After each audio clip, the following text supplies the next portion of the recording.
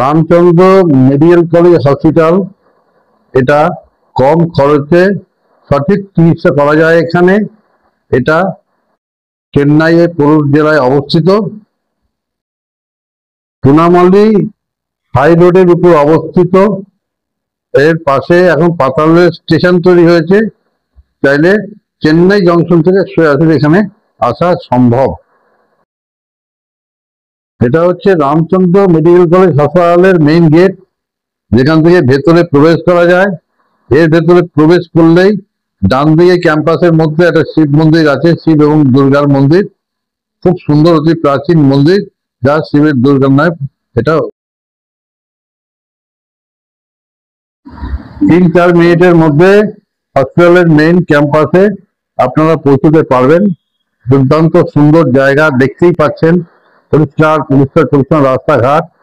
এবং এখান থেকে গিয়ে এই হলো গিয়ে আপনার সামনে এই মন্দিরের ক্যাম্পাস। এই মন্দির বলছি, সরি, হসপিটালের ক্যাম্পাস। এই ক্যাম্পাসে এখানে ঢুকে আপনাকে রেজিস্ট্রেশন করাতে হবে।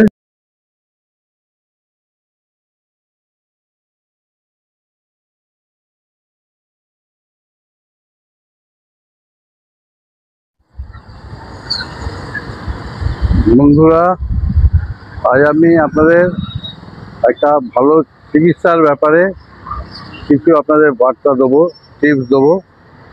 এখন আমি চেন্নাইতে শ্রী রামচন্দ্র মেডিকেল কলেজ হসপিটালের সামনে দাঁড়িয়ে আছি। এই হচ্ছে হসপিটালটা, দেখছেন আপনারা, বিশাল বড় হসপিটাল। এখানকার ইনফ্রাস্ট্রাকচার অনেক ভালো। এটা 8টা ব্লকে বিভিন্ন রকমভাবে ট্রিটমেন্ট বিভিন্ন রকম হয়। দাঁত, নার্ভ, সমস্ত রকম ডিজিজ এখানে একই জায়গায় চিকিৎসা করা হয়। এখানে আল্ট্রা মডার্ন চিকিৎসা ব্যবস্থা, ইনফ্রাস্ট্রাকচার খুব ভালো। এবং সব থেকে বড় কথা, কলকাতার নার্সিংহোমের থেকেও অনেকটা চিপে এখানে খরচে সস্তায় চিকিৎসা করানো যায়। এবং খুব ভালো চিকিৎসা, উন্নত মানের চিকিৎসা, এবং যত ইনফ্রাস্ট্রাকচার, যা মেশিনারি যা আছে অত্যাধুনিক, তাতে সঠিক নিরূপণ করা যায় রোগের এবং তাড়াতাড়ি সুস্থ হয়। এবং আমরাও হয়েছি, এবং আমার যে অভিজ্ঞতা তাতে বলেছি। তো এখানে সবথেকে বড় কথা হচ্ছে এখানকার অল আউট সমস্ত স্টাফ, তারা ভীষণ কোঅপারেটিভ, ভীষণভাবে রুগীদের সাথে যারা থাকে তাদের সকলকে সাহায্য করেন, কোনো রকম সমস্যা নেই।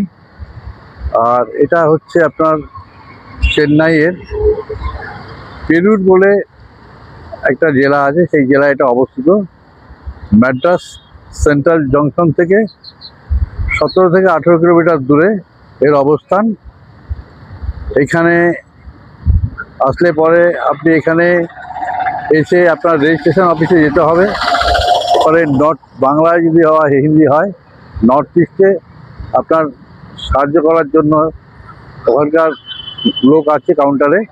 আপনি বললে, বাংলায় বা হিন্দিতে বললে, তারা আপনাকে সাহায্য করবে। রেজিস্ট্রেশন হয়ে গেলে আপনাকে নির্দিষ্ট জায়গার নাম বা কী হবে বলে দেবে। সেই ডাক্তার, নির্দিষ্ট ডাক্তার দেখাবেন। যা যা পরীক্ষা নিরীক্ষা করার সেখানে একই বিল্ডিংয়ের মধ্যে, একই জায়গার মধ্যে। এবং পরীক্ষার পরে ব্লাড 2 ঘন্টা পরে রিপোর্ট পাওয়া যায়। অন্যান্য প্রায় তাড়াতাড়ি 15 মিনিট 8 ঘন্টার মধ্যে এক্সরে বা অন্যান্য ক্লিনিক্যাল রিপোর্ট পাওয়া যায়। এবং এখানে মোটামুটি নতুন রেজিস্ট্রেশন করতে গেলে এক একজনের 850 টাকা করে লাগে। এবং যারা জেনারেল দেখাতে চান তাদের সম্ভবত 350 টাকা লাগে, 340 টাকা প্রথমে। আর প্রথমে যেমন প্রাইভেটে আপনি দেখান, প্রাইভেটে 850 টাকা, পরে নেক্সট যখন দেখাবেন তখন আর রেজিস্ট্রেশন ফিস লাগবে না 100 টাকা, তখন আপনার 750 টাকা করেই লাগবে। তো এই গেল হসপিটালের ব্যাপার। এখানে আসলে দেখাতে পারবেন। আর থাকার জন্য আপনার মাদ্রাস থেকে আসার জন্য আপনি ক্যাব, অটো, বিভিন্ন রকমভাবে আপনি আসতে পারেন। রামচন্দ্র হসপিটাল বললেই আপনাকে নামিয়ে দেবে রামচন্দ্র হসপিটাল গেটে। ওখান থেকে 3-4 মিনিট হেঁটে গেলেই আপনি এই হসপিটালের ভেতরে ঢুকে যেতে পারবেন।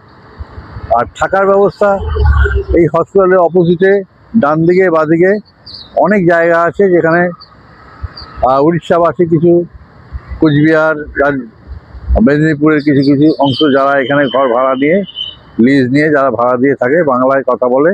এবং আপনার এখানে ভাষাগত একটু সমস্যা আছে, যা ওরা ইংরেজি এবং হিন্দি, বেশি ওরা তামিলেই কথা বলেন বেশিরভাগ। তো আপনি মোটামুটি কিছুটা হিন্দি এবং কিছুটা ইংরেজি জানলে আপনি কাজ চালিয়ে নিতে পারবেন। যারা সেটা পারবেন না তারা চাইলে এখানে অনেক বাংলাভাষীর লোক আছেন, বা হসপিটালে যে আপনার যে যারা সাহায্যকারী আছে তারাও আপনাকে বাংলা লোক জোগাড় করে দেবে। তা আপনার বক্তব্য তারা তুলে ধরবে, রোগের বর্ণনা তারা বলতে পারবে, আপনার বাংলায় শুনে ওরা তামিল ভাষায় ট্রান্সলেট করে দেবে। কোনো সমস্যা হবে না, কোনো হবে না। যদি আপনাদের মনে হয় যে কোনো রকম সমস্যা কিছু, আপনারা আমাকে যোগাযোগ করতে পারেন।